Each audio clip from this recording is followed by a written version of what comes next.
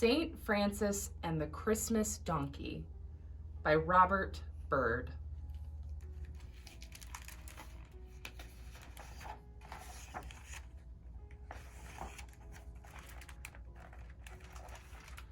Ye shall wait for me here upon the way, and I will go to preach unto my little sisters, the Byrds, the little flowers of Saint Francis of Assisi.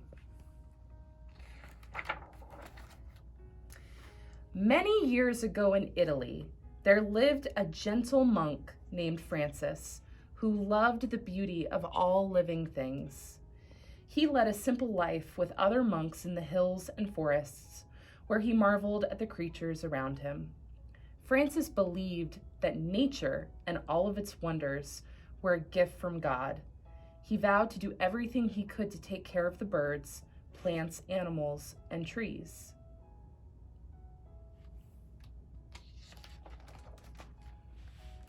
The monks tended a garden where they grew their own food.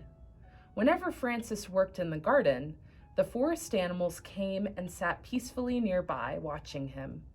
When he spoke to them, they understood his words.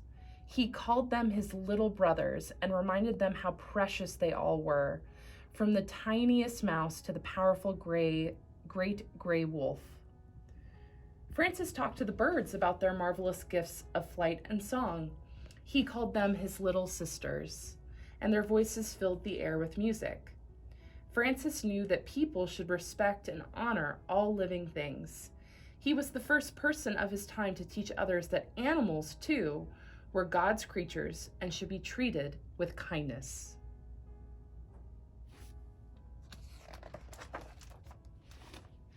Wherever Francis went, the birds and animals followed him.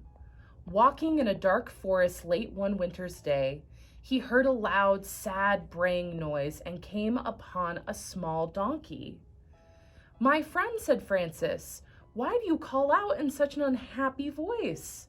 "You would cry out yourself," said the donkey, "if your work was as hard as mine.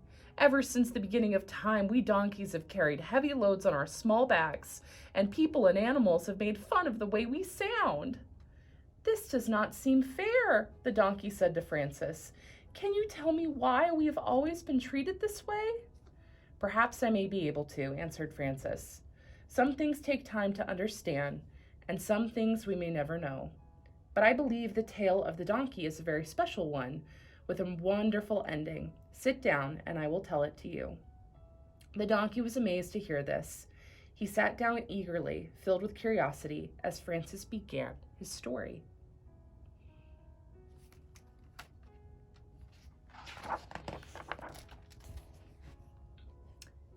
In the beginning, when God created the animals, he made the smallest ones first. He made the worm, the snail, the crab, and the shrew. Then he made creatures that were a little bigger. He made the mouse, the frog, the rabbit, and the mole. And then some a little bigger than that: the tortoise, the fox, the dog, and the cat. And next some bigger still: the goat, the aardvark, the hyena, and the monkey. He made hundreds of others, and he delighted in the way they crawled, swam, hopped, walked, and ran.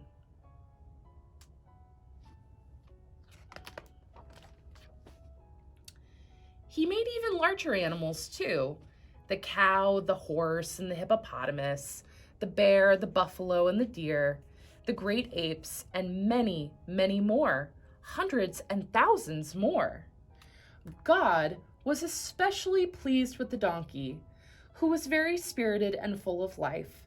Thrilled by everything he saw, the donkey jumped and kicked his heels and sang out in a most extraordinarily beautiful voice. One day he happened to see his reflection in a pond. "Why, I am the most handsome animal that there is," the donkey thought, admiring his delicate ears and tiny tail. He pranced around with his nose in the air and began to have quite a high opinion of himself. Meanwhile, God was not finished using his great imagination. He began to create animals of astounding shapes and sizes. He made the snake with no arms or legs. It slithered along the ground. When the donkey saw this, he laughed out loud.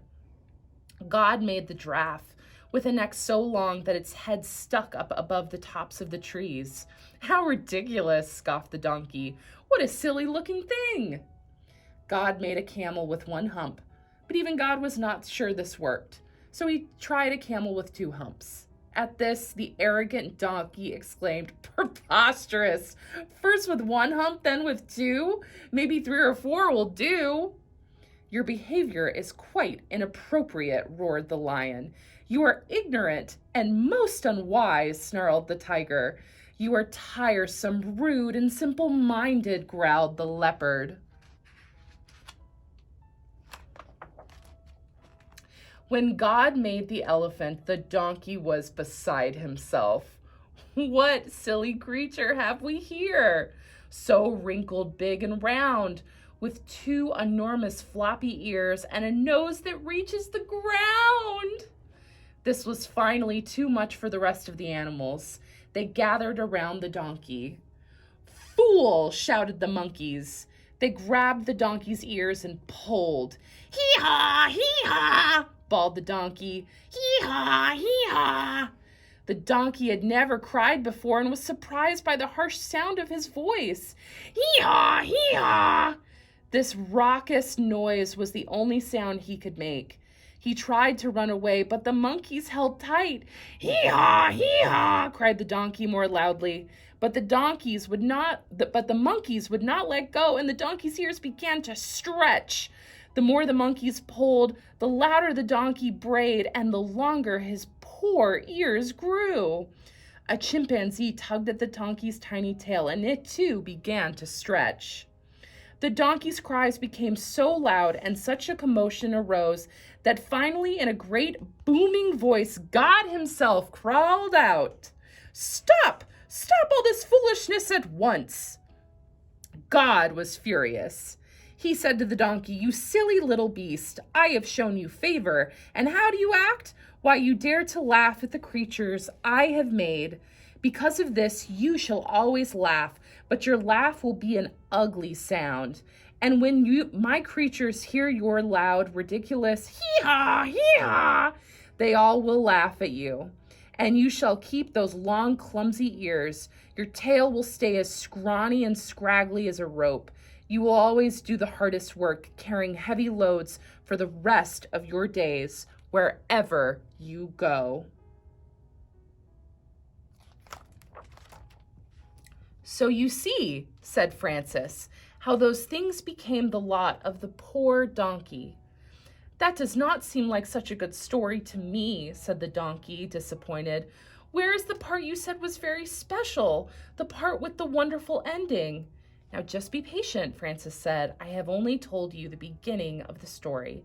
Let me tell you the rest. So Francis continued his tale. The donkey went to work in the ancient world.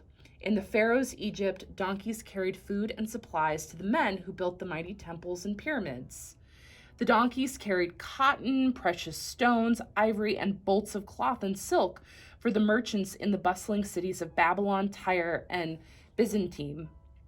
And in ancient Rome, going to and from the busy markets, donkeys carried great baskets filled with olive oil, wine, fruit, vegetables, and grain.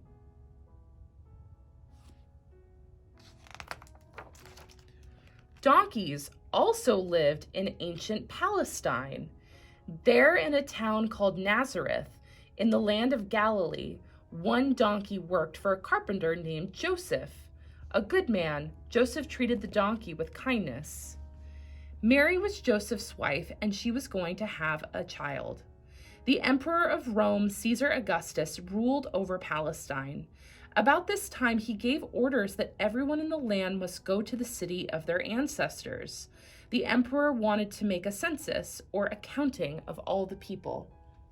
Joseph and Mary set out for the city of David, called Bethlehem, because their families had been born there. The journey from Nazareth would take several days and nights.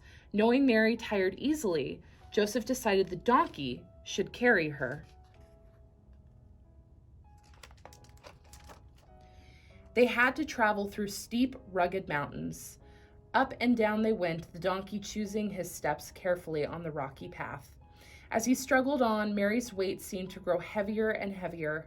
Several times the donkey stumbled, but he did not fall. They came to a vast, burning desert. The donkey grew weak as he pushed on through the hot sand. He was thirsty and his legs ached. Soon it did not seem possible that he could take one more step, yet he did not give up. Instead, he thought of Mary on his back with her unborn child.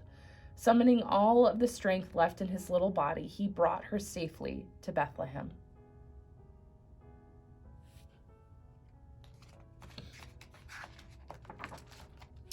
It was late in the day when they arrived. The city was crowded with travelers, and all the inns were full. The only place they could find room was in a stable, but they were so tired and had come such a long way that they were grateful for any shelter at all.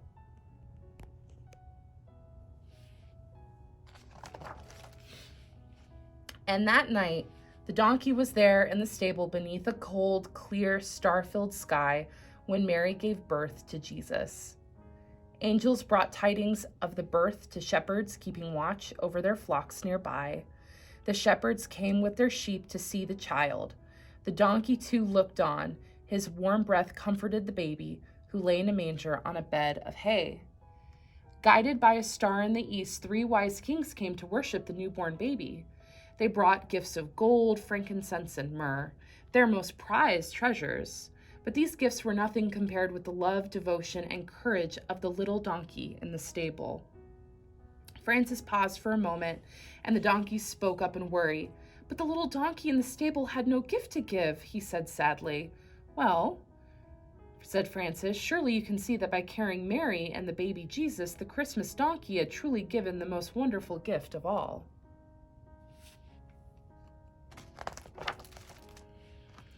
The little donkey knelt by the manger, watching the baby Jesus, Mary and Joseph, the angels and the shepherds. He felt the gentleness of the other animals, and in his own heart, in his very own way, the donkey knew what he had done, and he was happy.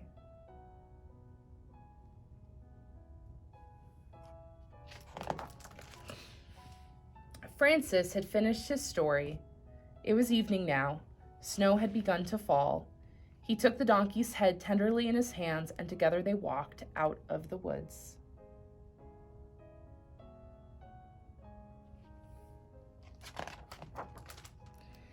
When they emerged from the forest, they stopped and looked up into the vast sky. The silence of the cold winter's eve surrounded them. Through the softly falling snow, Francis and the donkey could see one brilliant star shining clearly in the peaceful night.